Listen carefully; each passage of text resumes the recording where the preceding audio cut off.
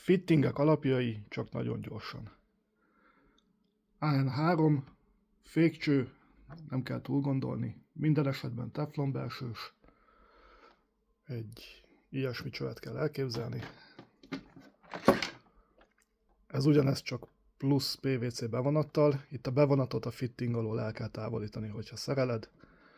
Rengetegféle kivitel van, külső menet, belső menet, metrikus, stb. Mindenféle szolos méretek. Következő AN4. Ebből már van teflonos és gumibelsős verzió is, illetve acél vagy alumínium fitting. Ha nem tudod, hogy milyen cső van az autódban, a teflon csőnek ugyanabban a méretben a külső átmérője valamivel kisebb, de ha nincs mihez viszonyítanod, akkor ez nem sokat segít. Amiből meg tudod állapítani, a teflon csöves fittingnek mindig van egy ilyen kis szoknyája, a gumicsövesnek pedig ilyen egyenes. Megpróbálom így is megmutatni, hát ha látszik valami különbség. Igen, a bal oldalon a gumicsövesnél szétnyílik, jobb oldal a tefloncső nagy szoknyája van. AN6 üzemanyagcső, alapvetően legtöbb esetben arra használják. Ugye a szoknyás az egy teflon fitting, szoknya nélküli egyenes végű gumis fitting, és itt mutatok meg még két verziót. A gumis fittingből itt a jobb oldali SPD az olyasmi, mint a kertislag, tehát beledugod a csőbe, meghúzod a hollanderrel, összeszorul. A bal oldali Goodridge az viszont belevágja magát a csőbe, bár nincs benne roppantógyűrű, de belevágja magát a csőbe, egy kicsit roncsolja.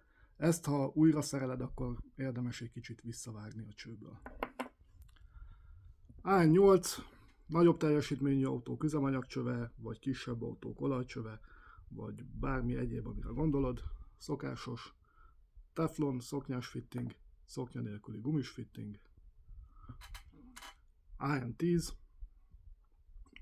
vagy üzemanyag betáp, tehát az AC előtti szakasz, olajhűtők, vagy nyilván sok egyéb más, amire szükséged lehet. Gumis, teflonos. Ezt érdekességnek hoztam el, ezt a webshopban nálunk nem találjátok meg, ezt nem forgalmazzuk, ez egy kínai fitting. Látszik, ilyen egész fura eloxálása van.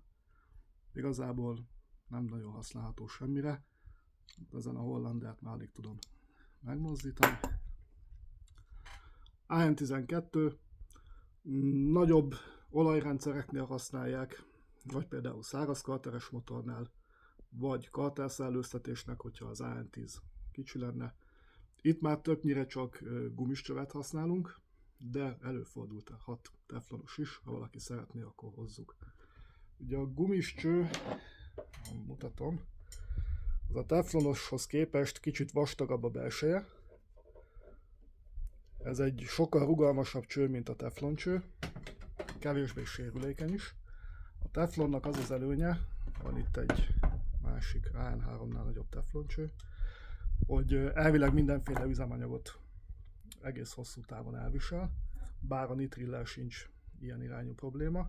Viszont a tefloncső vékonyabb, ha valami az acélszál alá jut, akkor sérülékenyebb, és sokkal kevésbé flexibilis, mint a gumis. Dióhéjban ennyi.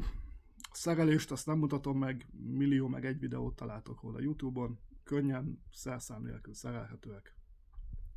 Úgyhogy ez nem hiszem, hogy problémát fog okozni.